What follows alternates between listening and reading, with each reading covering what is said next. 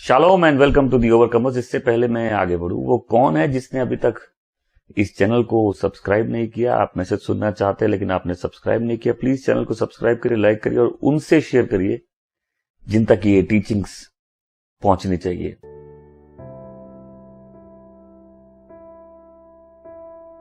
आज हम लोग का टॉपिक है डिसिप्लिन लाइफ का पावर। हम पहला कुरिन्थी 9वें अध्याय में पद संख्या 24 से 27 जाएंगे।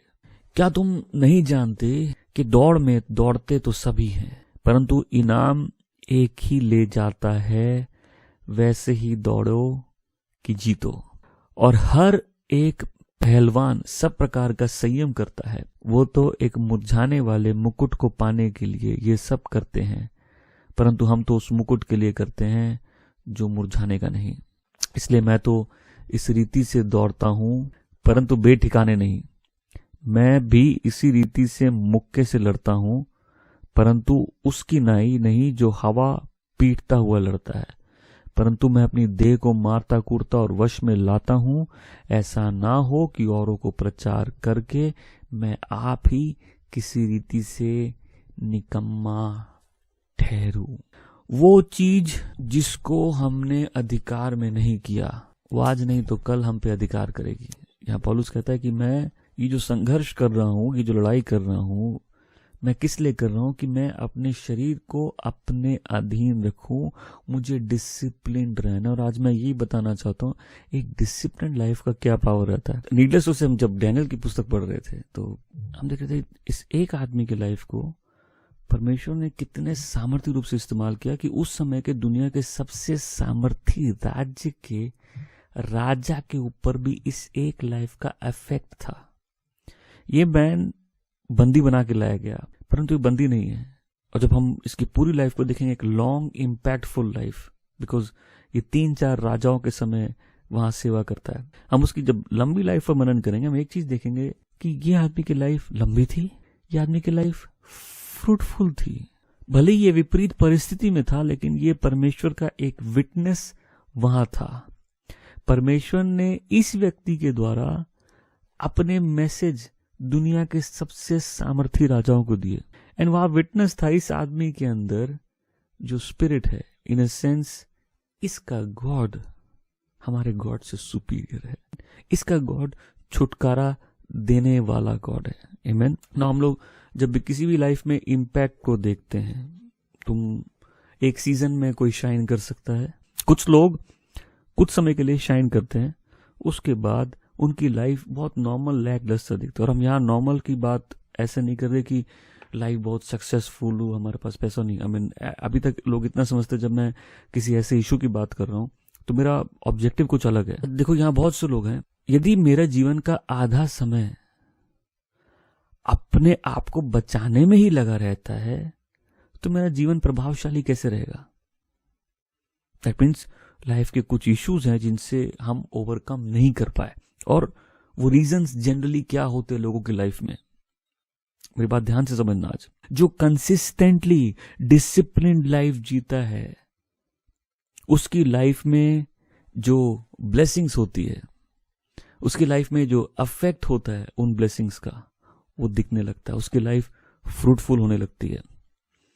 पॉल जब तिमोथी को कहता है, बोलता है वचन प्रीच करो। कैसे प्रीच करो? इंस्टेंट रहो, इन सीजन आउट ऑफ सीजन। इसको अपनी हैबिट बना दो।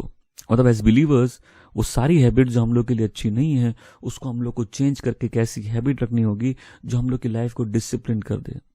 पॉल बोलता है हम अपने आप को अधीन रखते हैं, दुनिया उनकी है जो अनुशासित है। हो सकता है मेरे लाइफ में पोटेंशियल हो सकता है गॉड का पर्पस हो, लेकिन मेरी लाइफ में डिसिप्लिन नहीं। बहुत से लोग हैं, तुम्हारी लाइफ एक शाइनिंग स्टार की तरह होनी चाहिए, बट अल्टीमेटली जो चीज मैटर करती है वो डिसिप्लिन, एक कंसिस्टेंट लाइफ। हम एक सीजन शाइन कर लेंगे, एक दिन कोई भी प्रेयर कर लेगा।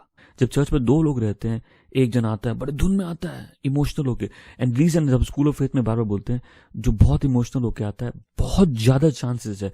देखो लाइफ एक साइंस और एक आर्ट्स है। ओके, तुमको परमेश्वर ने अगर दिमाग दिया, तुम केयरफुली ऑब्जर्व करो, तुम बहुत सी बातें सीख जाओगे।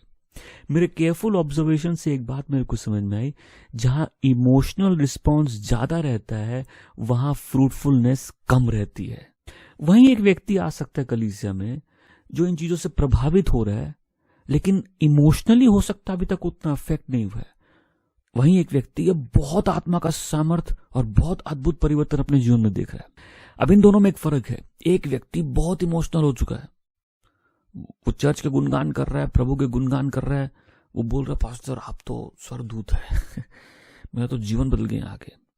और प्रॉब्लम क्या है, कुछ महीनों बाद उसकी लाइफ वैसे की वैसे डल हो जाएगी। लेकिन एक दूसरा व्यक्ति जो वहां आया था, उसकी लाइफ मिनिस्टर्ड हो रही थी, उसने स्पिरिचुअल प्रिंसिपल्स को वैसे ही अपने लाइफ में डिसिप्लिन में ढाल दिया जैसे बचपन से उसने हर काम डिसिप्लिन से करना सीखा।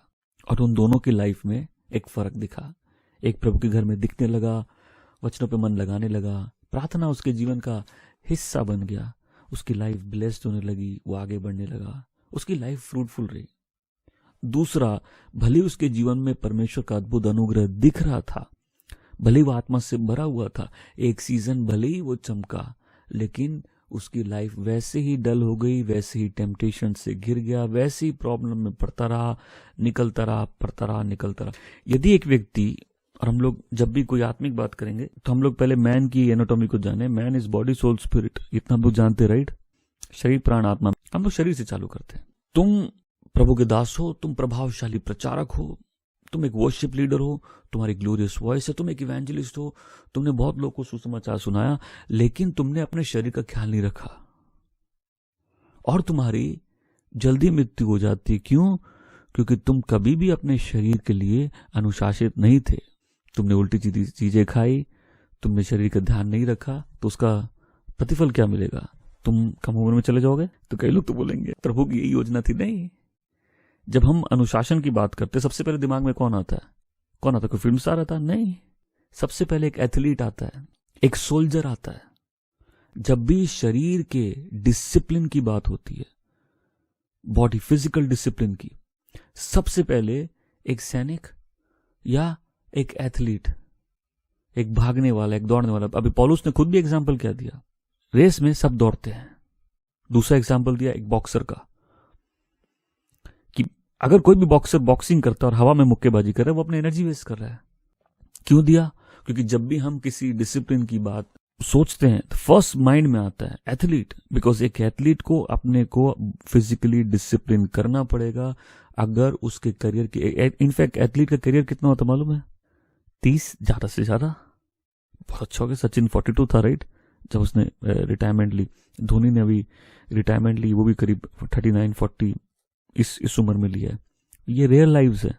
कोहली जैसे अपने आप को फिट रखता है, वो ऑलरेडी अपने आप को प्रिपेयर करके रखा हुआ है वैसे लंबा खेलने के लिए, उसकी फिटनेस वैसे ही पहले से प्लानिंग है। तो जब एक एथलीट, एक सोल्जर की बात होती है तो दिमाग में क्या आता है?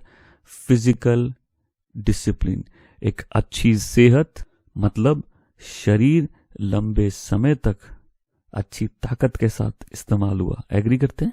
वचन कहता है पर शरीर परमेश्वर का मंदिर है। तो अगर किसी का शरीर अच्छे से संभाल के रखा हुआ है, अगर किसी ने अपने खाने पे ध्यान दिया, एक्सरसाइजेस की, बॉडी का ध्यान रखा, उसकी लाइफ लंबी होगी, उसकी life effective in a sense होगी कि वो अपनी मेहनत से ज्यादा कुछ कर सकता है क्योंकि उसने अपने शरीर का ध्यान रखा। अब ये हमारे बीच में जो भी है जिसने अपने शरीर का ध्यान नहीं रखा, 50-60 में आते आते शरीर ढल जाएगा। और वहीं तुम्हारे बगल में कोई व्यक्ति है जिसने अगर लंबे समय तक अच्छे से अपने शरीर का ध्यान रखा, सही खाना खाया, सही लाइफ रखी, नो डाउट उसकी लाइफ लंबी होगी, इफेक्टिव होगी। एग्री करते हैं? अब पौलुस क्या कहता है 2 तिमोथी 2:3-5 में, मसीह यीशु के अच्छे योद्धा की तरह मेरे साथ दुख उठा। जब कोई योद्धा लड़ाई पर जाता है तो इसलिए कि अपने भर्ती करने वाले को प्रसन्न करे, अपने आप को संसार के कामों में नहीं फंसाता। फिर अखाड़े में लड़ने वाले यदि विधि के अनुसार ना लड़े तो मुकुट नहीं पाता। तो पॉल क्या एग्जाम्पल दे रहा है? पॉल बोल रहा है कि तुम एक अच्छे योद्धा की तरह एंड्योर हार्डनेस, तकलीफों को उठाओ एक सोल्जर की तरह। क्यों? सोल्जर ट्रेंड है, सोल्जर डिसिप्लिन्ड है। एक योद्धा डिसिप्लिन्ड है क्या करने के लिए? युद्ध लड़ने के लिए। तो जब कोई आर्मी में भर्ती होता है, वो क्या अच्छी फैसिलिटीज के लिए भर्ती होता है? तुम और हम विश्वासी बने, हम इसलिए बने हैं कि लाइफ में कोई प्रॉब्लम नहीं रहे। कि चेले बनने का मतलब है कि हम ट्रेंड है उन प्रॉब्लम्स को लेकर अपना क्रूस उठाकर प्रभु के पीछे चलने के लिए। डिसाइपल बिना डिसिप्लिन के नहीं हो सकता। अब पौलुस क्या बोल रहा है? सोल्जर का एग्जाम्पल दे रहा है। बोले एक सोल्जर की तरह, एक योद्धा की तरह तुम भी तकलीफें उठाने के लिए तैयार रहो। क्यों? एक योद्धा तैयार होता है, एक सोल्जर प्रिपेयर्ड उसी चीज के लिए होता है। आमीन।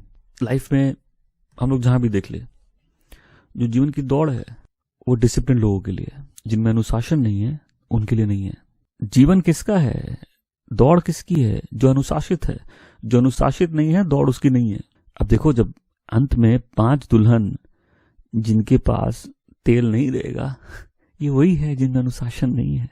अनुशासित वालों की तो आदत है, उनके तो सिस्टम में है। अगर आधी लड़ाई जीवन में खाली प्रलोभन से ही लड़ते रहेंगे तो लोग फलदायक कब होंगे? जब हम डैनियल की लाइफ को देख रहे थे, हम वही देख रहे थे। इसके जीवन के कुछ अनुशासन इसके अंदर बचपन से थे। ये अनुशासन इसको दूसरों से अलग रखते हैं। सोचो, जब जिस चीज की जरूरत हो उस चीज के प्रति ईमानदार रहना, ये भी एक अनुशासन का हिस्सा है। तुमको अगर परमेश्वर की आवाज सुननी है और तुम निरंतर प्रार्थना करोगे, तुम जरूर सुनोगे। लेकिन कई लोग जब परमेश्वर की आवाज सुनी है, प्रार्थना नहीं कर पाते हैं। प्रार्थना उसके जीवन का एक अनुशासन था। ये परिस्थितियां उसकी इंटीग्रिटी नहीं ले गई।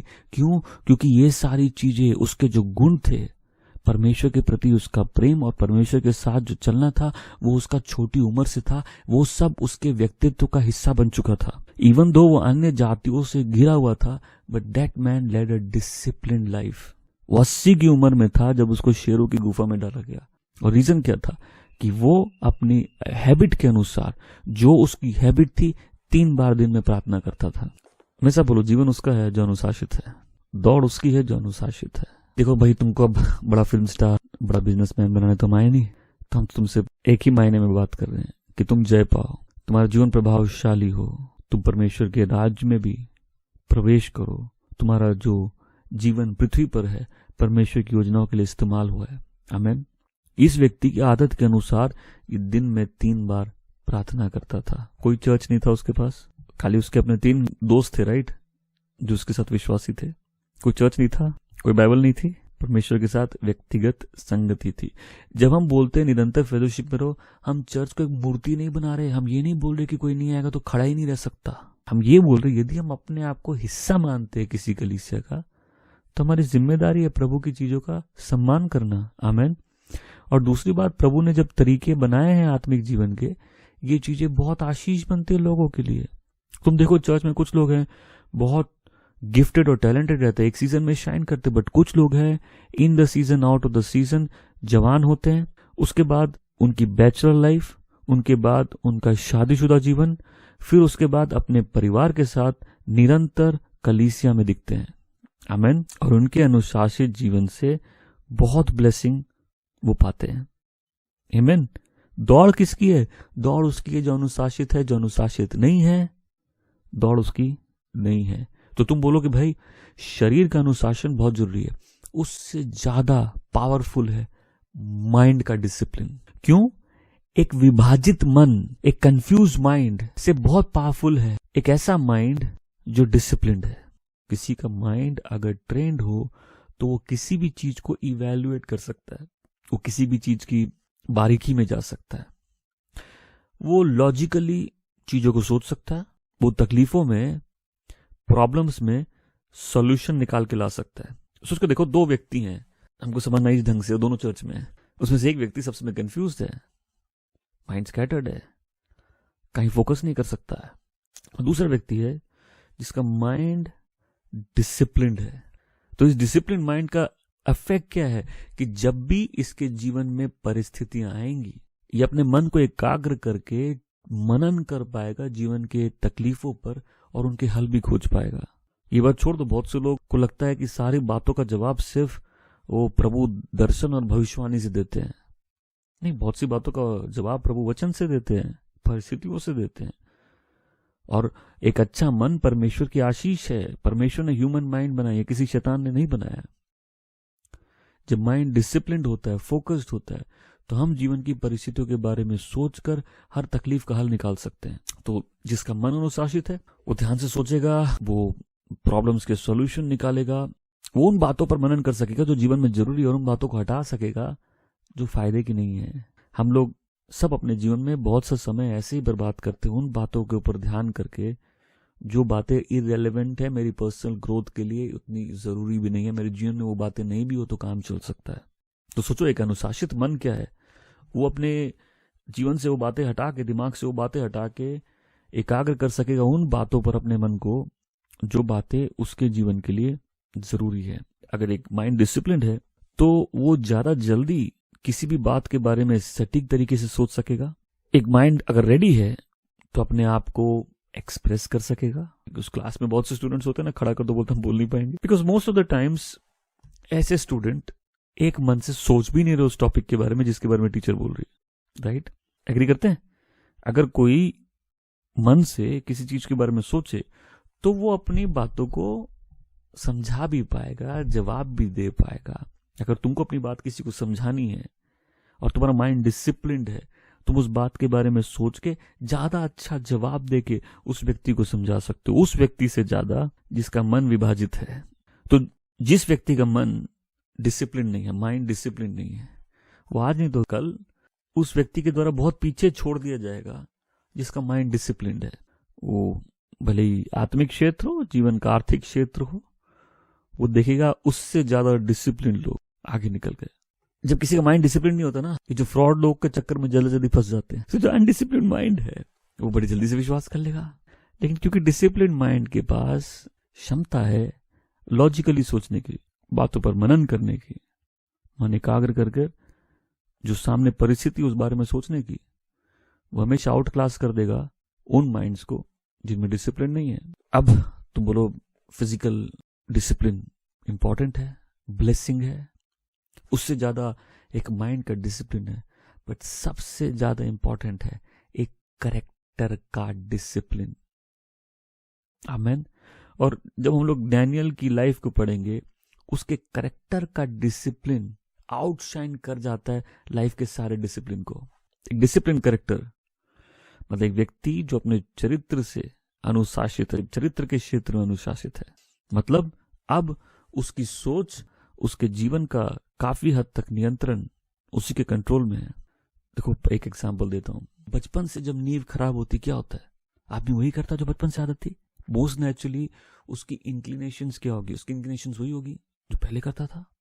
अब भले ही इन चीजों को करने के पीछे पहले पाप तुम्हारे मन में नहीं है, परंतु अनुशासन चरित्र का ना होने से आदमी आत्मिक तकलीफों में पड़ता रहता है, आदमी प्रलोभनों में पड़ता रहता है। तो जब एक व्यक्ति के जीवन में उसके चरित्र का अनुशासन है तो ऐसा व्यक्ति अपने अच्छे जीवन से बहुत एक ब्लेस लाइफ जी सकता है। अब जब परमेश्वर किसी के जीवन में बड़े भार दे तो जरूर एक ऐसे ही व्यक्ति को दे सकते हैं जो अनुशासित रूप से उस भार को ले सकता है, जिसके पास चरित्र का अनुशासन, और यही समझ लो कभी एक बार इस्तेमाल होना और परमेश्वर का पात्र बनना, ये दो अलग अलग चीजें होती हैं। तो सोचो जो एक व्यक्ति जिसके पास कोई अनुशासन नहीं है चरित्र का, खासकर कभी किसी अच्छी पोजीशन में आ सकता है, लेकिन उसके अनुशासन नहीं होने के कारण वो उस जगह के लिए कभी भी तैयार नहीं है। और डिफरेंस क्या है? आदत का, क्योंकि आदत से ही चरित्र बनता है। याद है हम लोग 1-2-3 हफ्ते पहले ही किए थे, अच्छी आदत अच्छा जीवन। जीवन के पहले भाग में जो अच्छी आदतें हमने सीखी वही लोगों के दूसरे भाग में काम आएगी। जब हम डैनियल की बात करेंगे तो उसकी लाइफ में बचपन से जो अनुशासन थे वही एक ब्लेस्ड लाइफ का आधार बन गए। हैबिट करेक्टर बनाती है। किसी के पास परमेश्वर के गिफ्ट्स हो, सामर्थ हो, एक सीजन में बहुत चमकेगा, लेकिन थोड़े समय में वो सो जाएगा और उससे ज्यादा जो अनुशासित है, भले ही वो कछुआ हो, उससे आगे निकल जाएगा। हमने सुनी ना कछुए और खरगोश की कहानी। डिसिप्लिन किसी भी लाइफ में मैच्योरिटी का मार्क है। अब एक बच्चे को डिसिप्लिन करो तो उसके लिए उस समय ये अच्छा नहीं है। उस समय माँ बाप उसको समझते नहीं है, बोलते हैं, और अब उसको करना पड़ेगा। कई बार ऐसा करने में उसको बहुत दुख का अनुभव होता है, अथॉरिटी के अंडर रहना बहुत डिफिकल्ट होता है। बट वही चीज सोल्जर के लिए, एक योद्धा के लिए, जब वो ट्रेनिंग में जाता है, सारा मैटर डिसिप्लिन का होता है। अथॉरिटी को ऑनर करना, रूल्स को फॉलो करना, आज्ञा का आदर करना, तुरंत आज्ञा मानना। आमीन। सोल्जर की लाइफ क्या है? अगर उसको उसका सुपीरियर ऑर्डर देता है तो उसमें इफ बट कुछ नहीं है, यस सर है उसमें, यस सर, राइट। तो उन लोगों को क्या कहते हैं, शुरू में कुछ सालों में ढाल देते हैं। और तुम सोल्जर देख लो, उनकी पूरी लाइफ डिसिप्लिन के बारे में होती है। जो तुमसे नहीं होगा वो एक सोल्जर से बहुत इजीली हो जाएगा। क्यों? वो ट्रेंड है अपनी बॉडी को उस प्रेशर में रखने के लिए। तो उनकी लाइफ क्या है? ऑर्डर ओबे करना, रूल्स को मानना। एक स्टूडेंट के लिए क्या है? उसको जो इंस्ट्रक्शन दिए जा रहे हैं वो उसको करे, जो जिस स्कूल कॉलेज में है वहां के रूल्स को ओबे करे, वो एग्जाम में रूल्स के साथ बैठे। अब एक क्रिश्चियन के लिए डिसिप्लिन क्या है? चेला बनना, उसकी आज्ञा माना। वो दिमाग है जो परमेश्वर का बैरी है, उससे अपने आप को अलग करके परमेश्वर के अधीन आना, परमेश्वर की आत्मा से भरना, ये उसकी लाइफ में मैच्योरिटी का मार्ग है। आमीन। मैच्योरिटी ये नहीं है तुम कितने दर्शन देखते हो, बट मैच्योरिटी का मार्ग क्या है? परमेश्वर के साथ चलना। आमीन। अपने आप को उसके अधीन करना, उसकी आवाज सुन के उसकी आवाज का सम्मान करना। हम लोग नीति वचन 4 का 23 से 27 पढ़ेंगे। सबसे अधिक अपने मन की रक्षा कर, क्योंकि जीवन का मूल सूत्र वही है। टेढ़ी बात अपने मुंह से मत बोल, और चालबाजी की बातें कहना तुझसे दूर रहे। तेरी आंखें सामने ही की ओर लगी रहे, तेरे पलके आगे की ओर खुली रहे। अपने पांव धरने के लिए मार्ग को समथर कर, और तेरे सब मार्ग ठीक रहे। ना तो दाहिनी ओर मुड़ना और ना बाईं ओर। अपने पांव को बुराई के मार्ग पर चलने से हटा ले। जो परमेश्वर की आज्ञाओं को सुनता है, उसका पालन करता है, उसके जीवन में कैसे फर्क करता है। अब देखो, जैसे एक बच्चा अगर घर में, माँ बाप क्या करते हैं? माँ बाप चेतावनी भी देते हैं, माँ बाप उत्साहित भी करते हैं। अगर किसी बच्चे को तुमने रास्ते में देखा है भले बड़े, उसमें अनुशासन नहीं होगा, उसके पास कोई बाप और माँ उसको अनुशासित करने के लिए नहीं था, तो जब ये बड़ा होगा, जब जिस बच्चे को अनुशासन नहीं मिला, जब वो बड़ा होगा तो क्या होगा? वो नेचुरली अंधकार में चलेगा। वो जैसे बढ़ता रहेगा, उसके जीवन का अंधकार भी बढ़ता रहेगा। उसको ये भी नहीं मालूम चलेगा वो ठोकर कहाँ खाता है। क्यों? वही पुरानी बुरी आदतें बार बार नया जन्म लेके उसको सताने लगेगी। वही पुराने तकलीफें चक्रव्यूह की तरह बार बार उसको घेर लेगी। उसका पाखंडीपना ऐसा हो जाएगा जो ठीक किया नहीं जा सकता। वो हमेशा अपनी तकलीफों के लिए दूसरों को ब्लेम करता रहेगा। क्यों? क्योंकि कभी खुद के लिए रिस्पॉन्सिबिलिटी नहीं ली, उसको रिस्पॉन्सिबल बनाया नहीं गया। जब एक घर में एक दीवार डैम्प होती है तो गर्मी के मौसम में वो डैम्प नहीं दिखता है। गर्मी के मौसम में वहां खाली मार्क दिखते हैं। ये अपने आप में एक भविष्यवाणी है कि आगे आने वाले मौसम में फिर से यहां सीलन पड़ जाएगी। तो कई लोग थोड़े समय ठीक दिखेंगे, सिर्फ थोड़ा मार्क दिखेंगे, और ये मार्क चेतावनी है कि देखो, हर साल की तरह, हर बार की तरह ये फिर सीलन पड़ने वाली है। क्यों? क्योंकि फाउंडेशन ठीक नहीं है, और जब फाउंडेशन ठीक नहीं है तो दीवार में सीलन पड़ेगी। उसका जो गलत जीने का तरीका है, ऐसे व्यक्ति का दूसरा नेचर बन जाएगा। अब प्लीज समझ लो, कुछ लोगों को डिसाइपल करना नेक्स्ट टू इम्पॉसिबल हो जाता है। कुछ लोग भले ही जेन्युइनली हो सकता बॉर्न अगेन भी हो जाए, लेकिन क्योंकि जीवन में कभी अनुशासन सीखा नहीं है, अनुशासन में चले नहीं है, कभी अनुशासित होना नहीं चाहते, ये बार बार उसी मार्क्स को दिखाएंगे कि अभी तो तुमको मार्क्स दिख रहे हैं, ये भविष्यवाणी है, आगे तुमको सीलन भी दिखेगी। दिखता है चर्च में ऐसे लोग आते हैं, एक सीजन में ठीक है, लेकिन वही फिर पुराना चरित्र अपने ऊपर हावी होने लग जाता है। क्यों? उनकी गलत तरीके ही उनका दूसरा स्वभाव है। वो अगर उस तरीकों में नहीं जिए तो उनकी रोटी पचती नहीं है। वो अपने पुराने स्वभाव में अगर नहीं जाए या उस गलत स्वभाव में नहीं चले, क्योंकि जिसकी उनको आदत है, जैसा बोलो आदत, और आदत से ही चरित्र बनता है। तो ऐसा व्यक्ति सोचो नया जन्म मिल जाए, लेकिन वो छुपी आदतें उसके चरित्र का हिस्सा बनी रहेगी और समय समय पर उसके जीवन में नए नए प्रलोभन भेजती रहेगी। बट दूसरी तरफ उस व्यक्ति को देखो, उस बच्चे के एग्जाम्पल लो जो एक घर में पला बड़ा, जहां उसको शुरू से प्यार से वो अनुशासन सिखाया गया, उसको डांट पड़ी, उसको डिसिप्लिन किया गया। अब उसमें क्षमता हो गई है कि भले ही उसका शरीर विद्रोह कर रहा है, लेकिन फिर भी उसको आज्ञा मानने की आदत हो गई है। अब उसके सामने की जो भूमि है चलने की समतल हो गई है। मतलब अब उसके जीवन में धीरे धीरे रोशनी बढ़ती रहेगी। क्यों? अब उसका चरित्र ढल गया है, उसकी आदतें उसके चरित्र को ढाल चुकी हैं। देखो, जब तुम गलत जगह देखोगे नहीं तो क्या तुम प्रलोभन में आओगे? लेकिन सही जगह देखना एक हैबिट है। जब हम गलत सोचेंगे क्या हम प्रलोभन में आएंगे? लेकिन सही सोचना भी तो एक हैबिट है। जब तुम गलत जगह जाओगे क्या तुम्हारे पांव डगमगाएंगे? यस।